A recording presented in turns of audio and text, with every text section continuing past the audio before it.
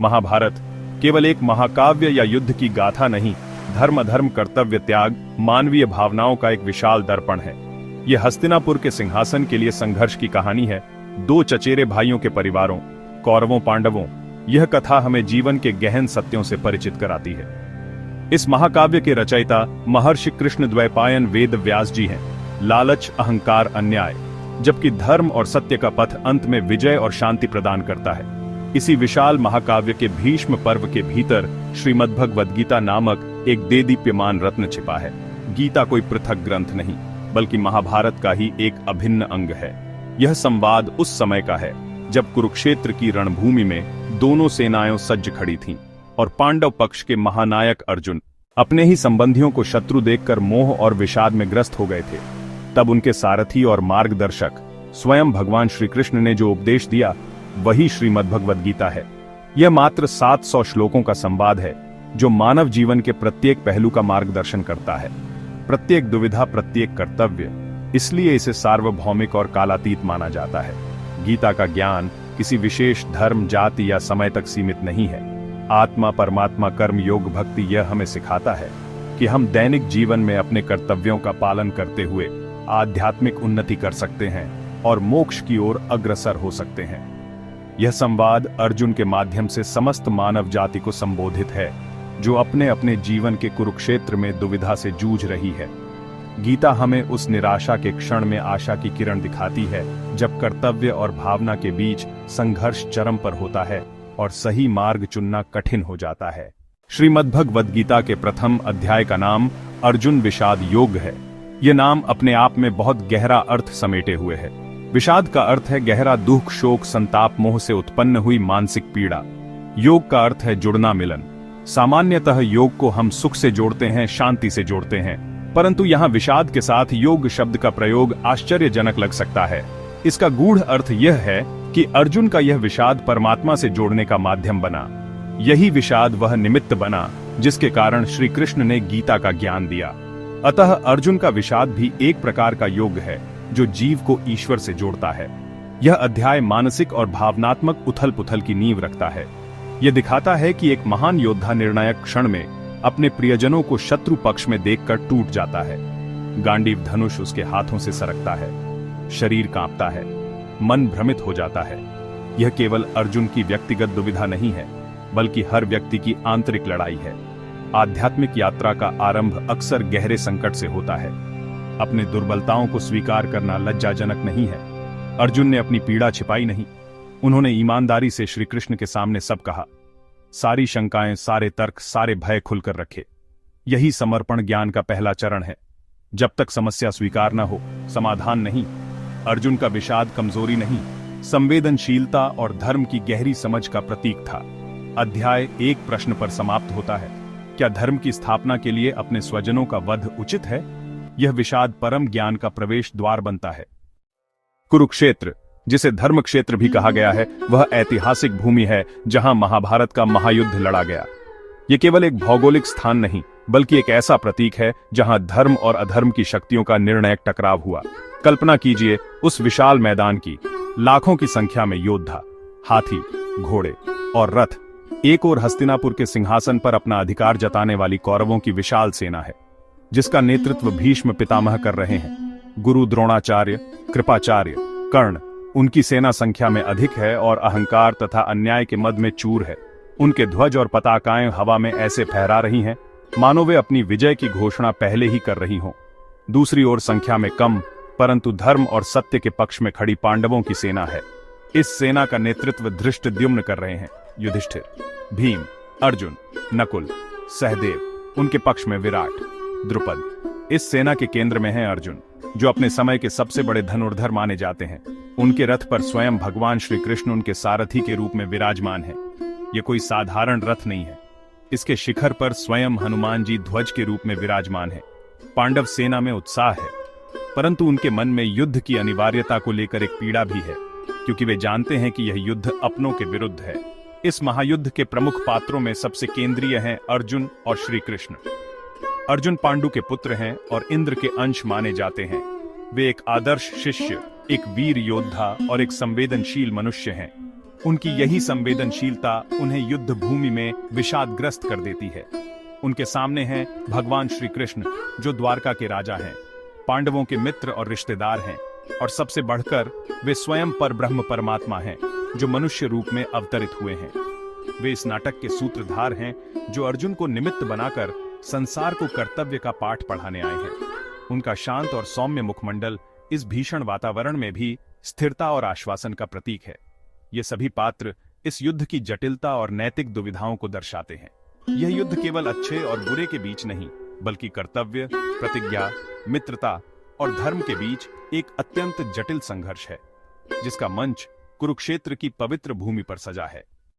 गीता का आरंभ हस्तिनापुर के राजमहल से होता है, जहां नेत्रहीन राजा धृतराष्ट्र अपने मंत्री संजय से प्रश्न करते हैं। संजय को महर्षि व्यास द्वारा दिव्य दृष्टि प्रदान की गई थी, जिससे वे महल में बैठे बैठे ही कुरुक्षेत्र के युद्ध का सजीव वर्णन देख और सुन सकते थे। धृतराष्ट्र का पहला ही प्रश्न उनकी आंतरिक चिंता और पक्षपात को उजागर कर देता है। धर्म क्षेत्रे कुरुक्षेत्रे समवेता युयुत्सव मामकाः पांडवाश्चैव किम कुर्वत संजय 1.1। सरल हिंदी अर्थ। धृतराष्ट्र ने कहा, हे संजय, धर्मभूमि कुरुक्षेत्र में युद्ध की इच्छा से एकत्रित हुए मेरे पुत्रों और पांडु के पुत्रों ने क्या किया? यहाँ मामकाः मेरे शब्द का पहले प्रयोग धृतराष्ट्र के अपने पुत्रों के प्रति गहरे मोह और पांडवों के प्रति उनके परायेपन के भाव को स्पष्ट रूप से दर्शाता है। उन्हें चिंता है कि कहीं धर्मभूमि का प्रभाव पांडवों के पक्ष में न चला जाए। संजय धृतराष्ट्र के प्रश्न के उत्तर में युद्ध भूमि का आंखों देखा हाल सुनाना आरंभ करते हैं। वे बताते हैं कि कैसे आपके पुत्र दुर्योधन ने पांडवों की सेना को देखकर अपने गुरु द्रोणाचार्य के पास जाकर वचन कहे। दुर्योधन का यह व्यवहार उसके मन में छिपे भय और असुरक्षा को प्रकट करता है।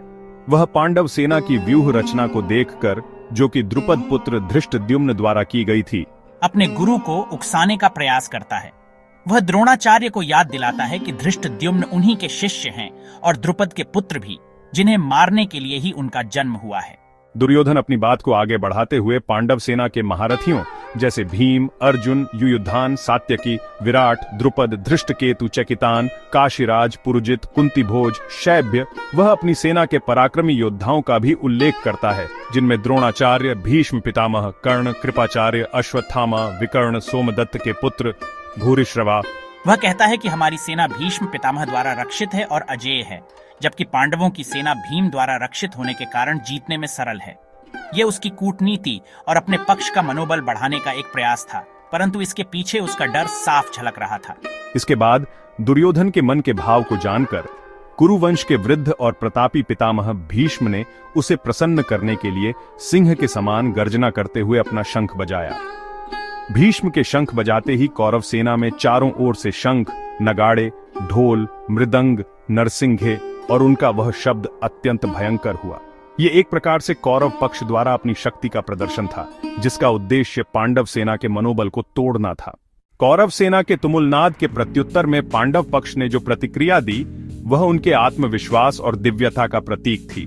जब कौरवों के शंखों का कोलाहल शांत हुआ, तब पांडव पक्ष की ओर से शंखनाद हुआ, जिसने आकाश और पृथ्वी को गुंजायमान कर दिया।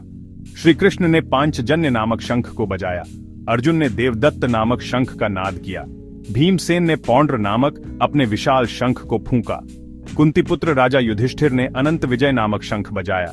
जब दोनों सेनाएं युद्ध के लिए पूरी तरह से तैयार थीं और शस्त्र चलने ही वाले थे, उस निर्णायक क्षण में महाधनुर्धर अर्जुन ने अपने सारथी भगवान श्री कृष्ण से एक महत्वपूर्ण आग्रह किया। हे अच्युत, मेरे रथ को दोनों सेनाओं के बीच में ले जाकर खड़ा कीजिए, ताकि मैं यहाँ युद्ध की इच्छा से खड़े हुए इन योद्धाओं को भली भांति देख सकूं। श्री कृष्ण जानते थे कि आगे क्या होने वाला है, फिर भी उन्होंने अपने भक्त और मित्र अर्जुन की इच्छा का सम्मान किया। हे पार्थ, युद्ध के लिए एकत्रित इन कुरुवंशियों को देखो। उसने वहां अपने पिता तुल्य चाचाओं को खड़े देखा। उसने अपने पितामहों को देखा, जैसे भीष्म। उसने अपने गुरुओं को देखा, जैसे द्रोणाचार्य। उसने मामाओं को देखा, उसने अपने भाइयों को देखा। एक ही क्षण में उसका योद्धा भाव लुप्त हो गया और उसके स्थान पर एक पुत्र, एक शिष्य, एक भाई और एक मित्र का मोह जाग उठा। हे कृष्ण, युद्ध की इच्छा से यहाँ उपस्थित इन अपने ही स्वजनों को देखकर मेरे अंग शिथिल हुए जा रहे हैं और मेरा मुख सूखा जा रहा है। उसके हाथ से उसका प्रिय गांडीव धनुष सरकने लगा। उसकी त्वचा में जलन होने लगी। अर्जुन की स्थिति इतनी बिगड़ गई कि वह अपने पैरों पर ठीक से खड़ा भी नहीं हो पा रहा था और उसका मन भ्रमित हो रहा था। हे केशव, मैं खड़ा रहने में भी असमर्थ हूँ और मेरा मन घूम रहा है। हे कृष्ण, मैं युद्ध में अपने ही कुटुंबियों को मारकर न तो कोई कल्याण देखता हूँ, नहीं मुझे विजय, राज्य या सुख की कोई इच्छा है। हे गोविंद, हमें ऐसे राज्य से क्या लाभ, ऐसे भोगों से या ऐसे जीवन से भी क्या प्रयोजन है।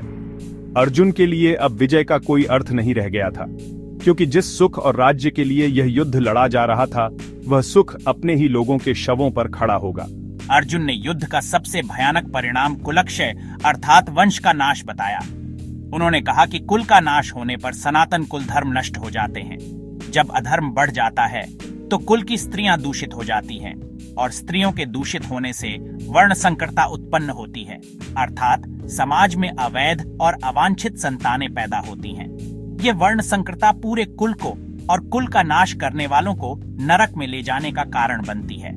अहो, बड़े दुख की बात है कि हम लोग बुद्धिमान होकर भी महान पाप करने को तैयार हो गए हैं, जो राज्य और सुख के लोभ से अपने ही स्वजनों को मारने पर तुल्य हैं। यह कहकर कि यदि शस्त्रहीन और सामना न करने वाले मुझको शस्त्रधारी धृतराष्ट्र के पुत्र रण में मार भी डालें, तो वह मृत्यु भी मेरे लिए अधिक कल्याणकारी होगी। अर्जुन पूरी तरह से टूट गए। ऐसा कहकर वे अपने रथ के पिछले भाग में बैठ गए और अपने धनुष बाण को त्याग दिया। ये विषाद से विराट की ओर यात्रा का पहला किंतु सबसे महत्वपूर्ण पग है। अर्जुन का विषाद और उनका समर्पण ही उन्हें एक साधारण योद्धा से उठाकर उस दिव्य ज्ञान का अधिकारी बनाता है जो आज पूरी मानवता के लिए एक प्रकाश स्तंभ है। आज 18 सितंबर 2025 के इस आधुनिक युग में भी जब मनुष्य तनाव, अनिश्चितता और नैतिक दुविधाओं से घिरा हुआ है, गीता का उपदेश एक प्रकाश स्तंभ की भांति मार्गदर्शन करता है। यह हमें निष्काम कर्म का महत्व समझाता है, अर्थात फल की चिंता किए बिना अपने कर्तव्य पर ध्यान केंद्रित करना। यह हमें सिखाता है कि सुख दुख, लाभ हानि, जय पराजय को समान भाव से स्वीकार करना।